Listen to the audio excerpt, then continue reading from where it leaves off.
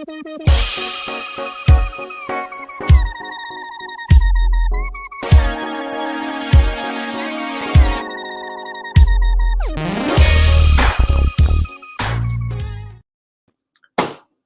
are back in action over here on Deck Circle Podcast. I'm one of your handsome hosts. Well, I'm the only handsome host, Nick Zanaboni. You can find me at Nick Zanaboni93 on Twitter. So, it's been a few weeks. Missed you guys. Well, guy, I don't know who's watching, but that's fine. A little bit of a surprise today. We are short one man. The man, the myth, the legend, Dynasty Daddy Dave is no longer with us this week. Hopefully he'll be back soon. We love you, Dave. So, rundown of the show today. We are going to do our deep Dynasty dives. For all of you that do not remember, we will be going into the San Diego Padres organization. Also, we're going to do a draft of Halloween candy, I believe. But we have reached my favorite part of the episode. And that is when I asked my friend today, what a certain question. So my man Jason, come on down. Nick, glad to be back. It's been a few weeks. It's been so long. I can't even do my intro. I know, you forgot how to do it, right? I forgot. Yeah. Awesome pizzazz. Yeah, it's good to be back, man. It's been a few weeks. So we have a World Series champion? Oh, yeah. We haven't been there since. How do you feel about that? Are you happy, sad? Does it matter? Indifferent? It's not the Astros, not the Yankees. I'm good. Yeah, exactly. And I feel like, not to, rain on the Braves parade, but this might go down as one of those, World Series. Yeah, it's like, who was the World Series winner in 2021? Everyone's going to be like, let me Google that real quick because I don't remember. Am I wrong to think if Acuna was playing, it would have been bigger? No, I think you're right. I mean, he brings that star power and that. No one's going to remember Dansby Swanson. I'm sorry. Right. I mean, luckily for them, they got Freddie Freeman, had a huge World Series. But I agree. Home run was an absolute bomb. I guess that was cool. That was awesome to see. Yeah. What's his name? What else? Melvin left the A's. Just went to the Padres. I didn't even know. Yeah. Why would the A's let him do that? I don't know. Yeah, that's kind of crazy. I'm kind of glad for the Padres because they kind of seem like they got everybody. Yeah, they have all the pieces in place, and they got the talent now because they get a manager to put the right pieces on the field at the right time. The A's are just gonna blow it up, which I'm cool with because there are a lot of guys on that team that I love. Sounds like Matt Olson. Yeah, sounds like he might be on the way out. Chapman. Yeah, they got a bunch of pending free agents, so that could be interesting. I mean, he just got popped for PEDs. All right, I'm all in on that. But it's time for the question. This is kind of a weird one. Do you know who this is? Yeah, Hasbulla. Okay, something like that. Yeah, it is Hasbulla. Yeah. Do you watch UFC or no? I do. I actually. Did you watch Saturday?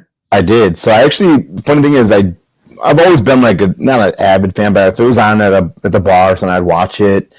But just probably with the pandemic starting and no other sports going on except for UFC, I'm all aboard now. So I've only been an avid fan of watching the pay-per-views probably in the last 6 months to a year.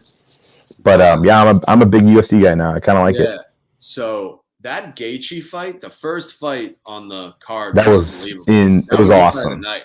And I'm always the guy that just leaves and is all right, I'm gonna go to bed and I'll see the last fight on Twitter. But the Gaethje fight was the fight of the night. Yeah, and the funny thing is the fight right after. It was good. You just saw the other one and you were like, ah. Yeah, that one was just so good. I mean, you almost wish that one was the second headliner. But yeah, I mean, Gaethje is a name. I was surprised they were the first one. Maybe that's what they wanted to bring you in. Right. Yeah. Started off with a bang, right? Yeah. I watch them. There's just certain fighters that I'll watch. But if it's a random card, I won't get it. Because it's so expensive. I know. So a lot of times it'll be me and my good buddy and we'll split it 35 each because it's insane. It's ridiculous. Is that through with your question of the day? Oh yeah. I just wanted to know if you knew who. Oh, okay. I wore this shirt to work today. Yeah. And my boss was like, "Why do you have a little boy on your shirt?" I was like, well, actually, this is a man. Well, let me shoot a question along those lines. For a question towards you, who's your favorite UFC fighter right now? Right now, Yeah, that's current. I mean, I love McGregor just because I'll buy it every time. But like Gaethje's fun. Who's the one with the tattoos from Cleveland? I'm not sure. Cody, I don't know. Mine's got to be Sugar Sean O'Malley, man. Love that dude. The guy with the rainbow hair, dude's a beast. I can't wait for him to get some championship opportunities. But, hey, we're not here for this. This is not a UFC podcast. Let's get into some other non-baseball related things to begin with. Let's get into our perfect draft. I know, Halloween was like a week ago, but if you're like me, you've had kids and I'm still eating their candy 10 days later. So why don't we go ahead and kick off our perfect draft this week, and you can have the 101, and we're going to be doing Halloween candy, or any candy for that matter, because I guess all candy is Halloween candy at this point, right? Yeah, anything's really Halloween candy. If it's candy, it's classified as Halloween. All right, I'll go first because you're a gentleman. Yeah, and you get the 101. Go with the pumpkin Reese's. Ooh, that was my 1-1 too, man. I mean, that's classic. I mean, you can't beat a Reese's. I mean, whether it be the holiday, shapes, the Christmas tree one. Yeah, all of them, man. For whatever reason, the holiday shape ones, they just hit different, man. I don't know if it's that like the chocolate to peanut butter ratio or what, but yeah, the Easter eggs, the Christmas trees, the pumpkins. They just hit different than a regular Reese's, man. So, yeah, that was a great one for you on the 1-1, because that was my 1-1 too. So I'm going to go, since you took my 1-1, I'm going to go with my second in line. That's going to be a Twix bar. Yeah. I don't know what it is. How many Twix can you eat? How many what? Like the fun size one. Oh. Actually, like you can down like 15 of those. So many of them, man. I mean, that's so like when we were trick-or-treating, my kids were like, a lot of times in our neighborhood this year, and just like last year, like people were just leaving bowls out on the porch for COVID reasons or whatnot. So they'd go up there and they'd come back and they'd be like, "There's nothing good." I'm like, "Hey man, grab something for me. If you see a Twix or a Snickers," because my kids aren't big chocolate eaters, they like the Starburst and the Skittles and the gummies. Yeah. Hey man, grab your old man some Twix or something. So, I mean, yeah, I'd probably put it at least 12, which would probably equal maybe 4 full-size Twix. But you don't think of it that way. Yeah, I know, man. When you eat those little ones, you eat like 2 of them, it equals 1 Twix bar. But exactly. So and then that was the first round. Second round, I'm going to follow that back up with a classic, just a Snickers bar, man. All right. Gotta love the Snickers. I'm going with a Kit Kat. Oh, another classic. One that I can eat like 10 of those. Yeah, absolutely. You get back to back. Sour Patch Kids. I actually had some of those today. Yeah. Classic, man. Okay, so that was you're up to 3 now. It's round 3. I'm gonna go. It has a couple chocolate ones here, so I'm gonna go in and throw out something a little more fruity. I'm gonna go with some Skittles. Just the classic red bag Skittles, man. Okay. Have you? Had the Boogeyman Skittles. So the zombie ones, where it's like, yeah, I have, and I actually my kids got those full size last year from somebody, and I ate them, and I'm never eating them again because the one that's like gross or the zombified one it's just putrid. You don't want to eat them at all. I'd rather just stick with the regulars. Maybe as a kid it's fun, but as an adult, you're like, I just want to eat those Bernie Bott's every flavored beans. Like just give me the raspberry ones. I'm good. Yeah, or like those Jelly Bellies where it's like some are good and some are bad. It's like around the same concept, man. I can't do those where it's like it looks like it's gonna be cotton candy flavored and then it's like rotting flesh or something. It's like I don't want that. All right, so then for my last pick, I'm gonna go with another classic. I mean, it's hard to pass with the classics when it's just the two of us, but Butterfinger, man. Can't lay finger on my Butterfinger. If you can get a fresh Butterfinger, it's right up there with Reese's almost, man. But if they get I need stale, a big Butterfinger though. I don't like. You need the full size one because a bunch okay. of those little ones don't do it for me. And a lot of times, if you get a stale Butterfinger, it sticks to your teeth on the inside, which is super annoying. But if you can get a fresh one, man, and that inside is soft and not crunchy and chewy, yeah, it's pretty close to a Reese's, man. So I'm gonna go with that. I don't even know my next one. You got to finish your last one up, man. Yeah, I mess with sweet tarts, I suppose. Okay. I don't like a sweet tart or a Smartie. No, like the sweet, like the Wonka sweet tart one. Okay, cool. Yeah, because Smarties are trash. Yeah, and it's like you could tell people get those. Smartie? What's that? You ever snort one? You bang? No, with your powder? not. I've never. I remember like being a kid, like little neighborhood kids would be like that and like pixie sticks. Like, nah, that's not for me, bro. Yeah. But yeah, the house that has the Smarties, man, you know that they were just skimping on the Halloween candy because it's like a penny. So, did you give out candy too or no? We did. We do that kind of like, again, I got kids, so I'm out trick or treating while everyone else is trick or treating. So we leave a bowl out. But I still pony up for like, I think it was a mixture of like Snickers, M&Ms, Milky Way, some decent stuff. We gave out dots. I felt pretty bad.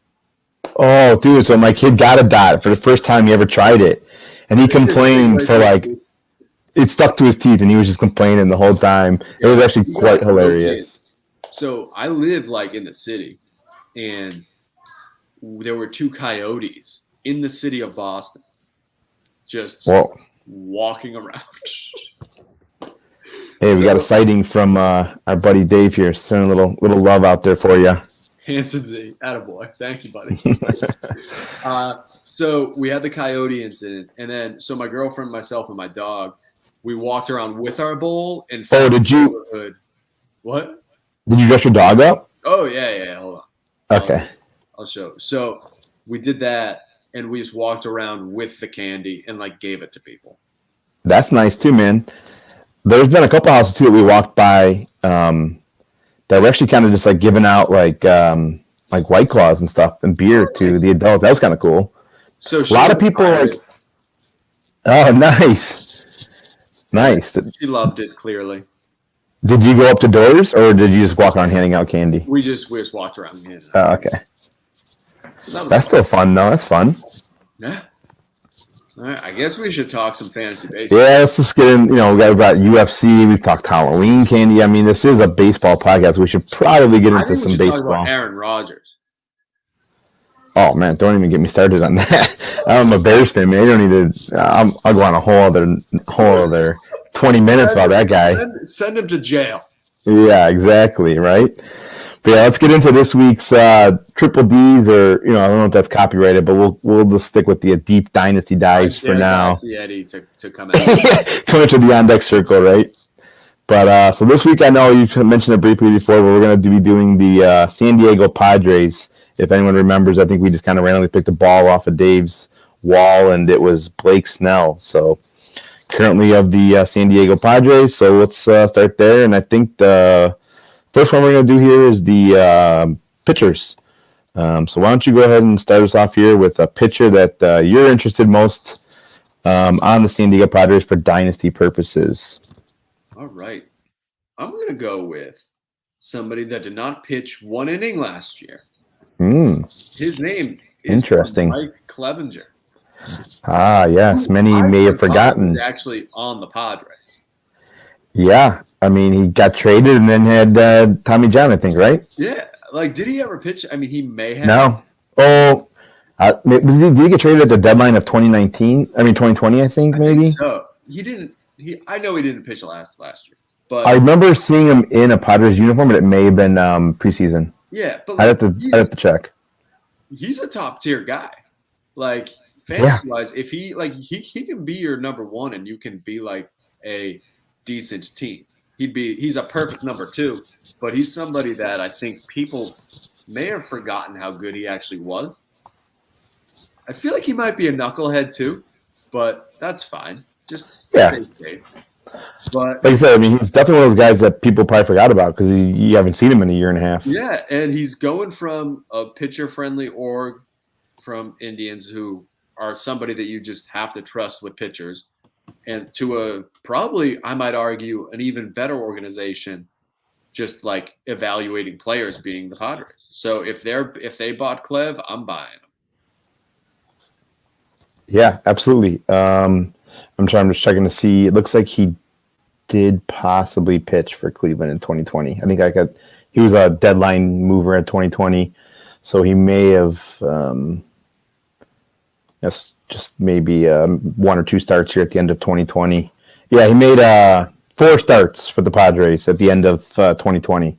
Yeah. So yeah, I mean that's the kind of guy that a lot of time has been since September 2020. It's over a year now, so I think a lot of people may have forgotten about him. And yeah, he's great ratios, great strikeout potential, and then now he's on a winning club. Yeah, a winning club, so he's going to get you those wins, if not quality starts. And yeah, I mean that's a great pull for a pitcher for the Padres. I'm going to go with for my pitcher is going to be actually someone that's still a little bit unproven. I guess, which is maybe could be good, could be bad, but Dinelson Lamet. Maybe a lot of people may be familiar with him. Maybe he has had his fair share of injury concerns, so that's maybe one thing that may shy people away from him.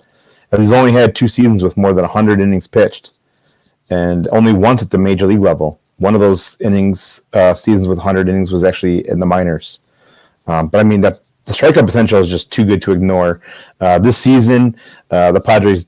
They took their time with them and kind of just like limited his innings. I think they know what they have in him and that he's actually going to be, he's someone that to be a threat on the mound. He's got a career 31% K rate, as well as a 31% CSW. He limits hard contact. He's in the top 50% of the league in exit velocity and top 25% in hard hit rate. So, what more could you want, right, from one of your top pitchers? Striking out guys and limiting hard hit. He basically started to rely on a slider and fastball more. He stopped throwing his sinker less, which is actually what's led to his success here in 2021. Excuse me.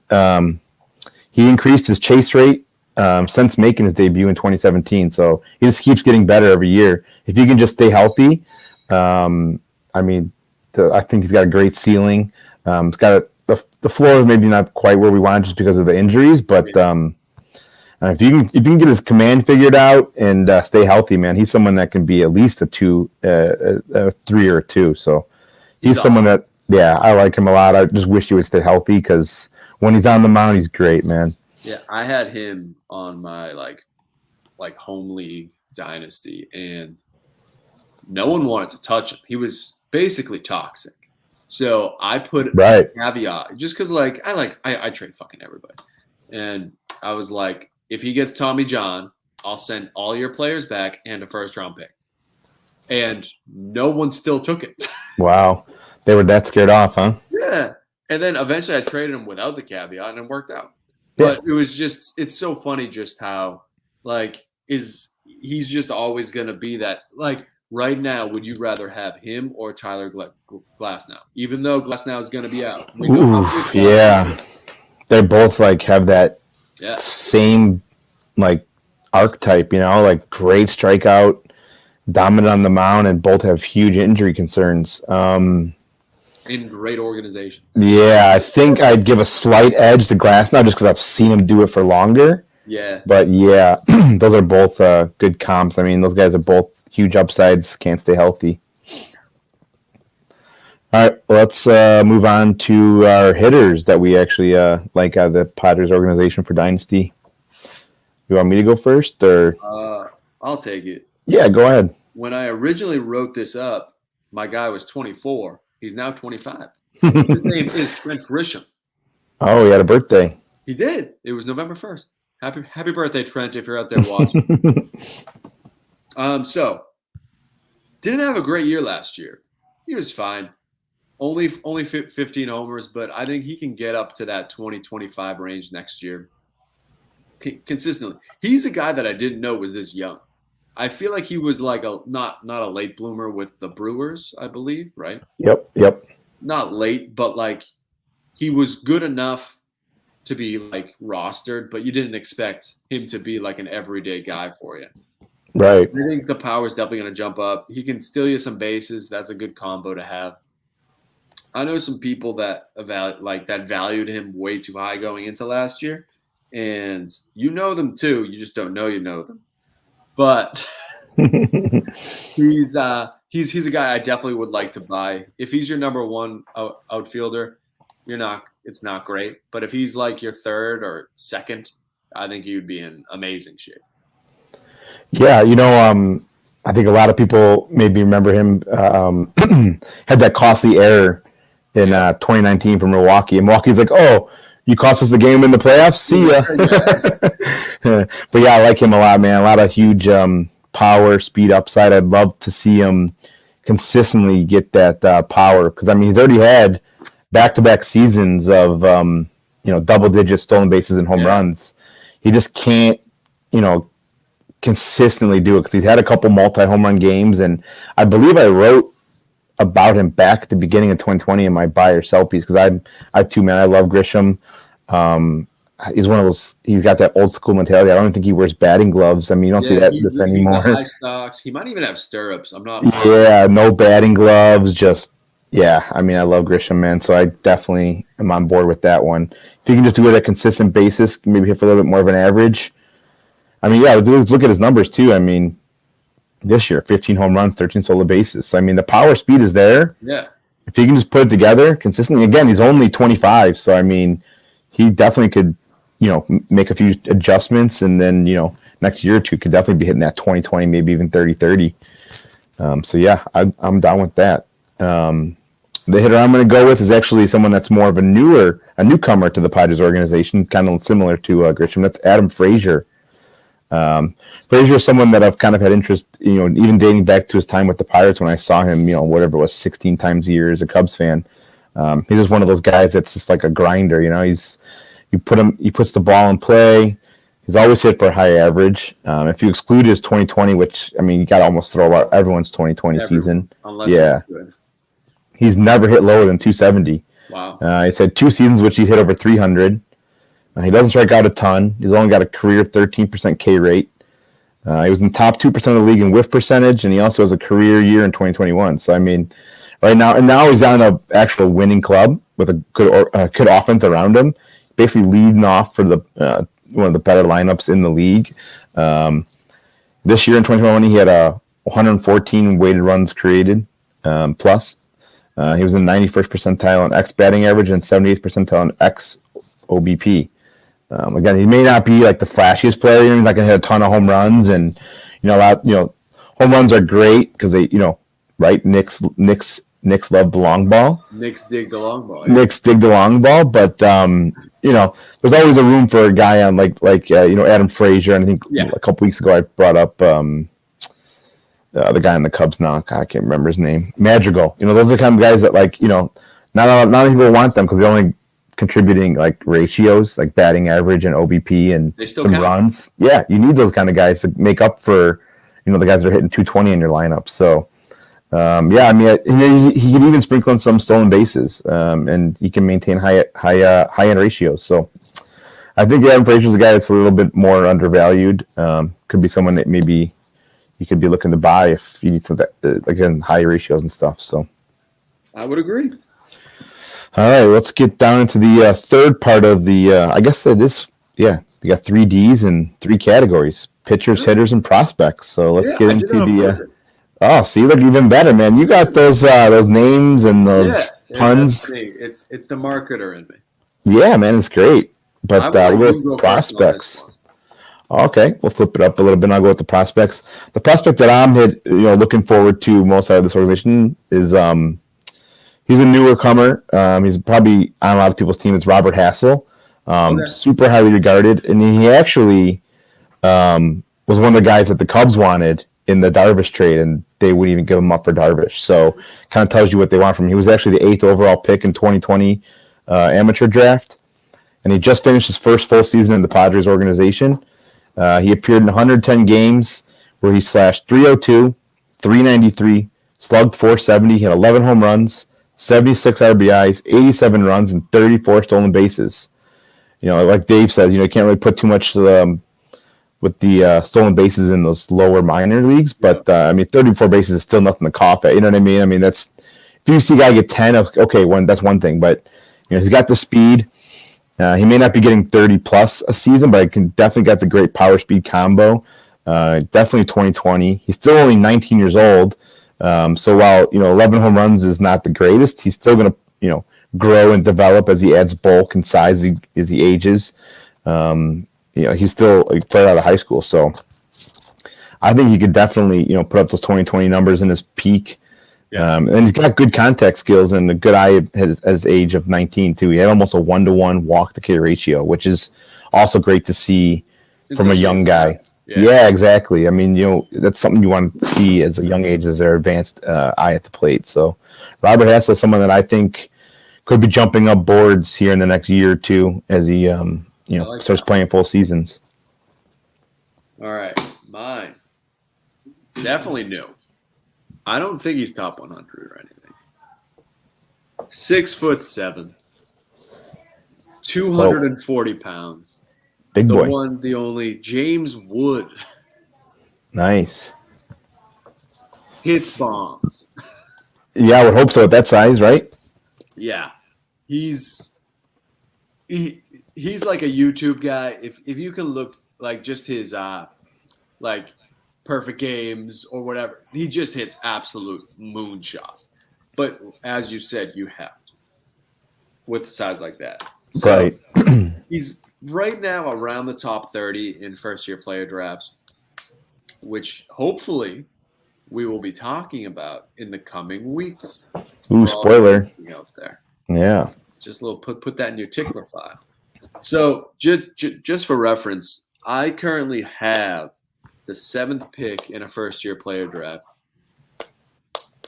and I'm looking to trade down just so I can pick James Wood, because it's just the guy that I'm obsessed with, and I'm just like staring at him. And if I pick him 7th, that's terrible value. So, got to get your guy. I mean, that's great strategy. But you have to get your guy. So very small sample size. Yeah, he was just drafted. 3 dongs, 10 stolen bases. That's 6'7", 240. Yeah, nice. He just stretched out and he was on the other base. He slashed 372, 465 with 1,000 OPS. Like, again, very small sample size. Right. But like, arrow's pointing up, man.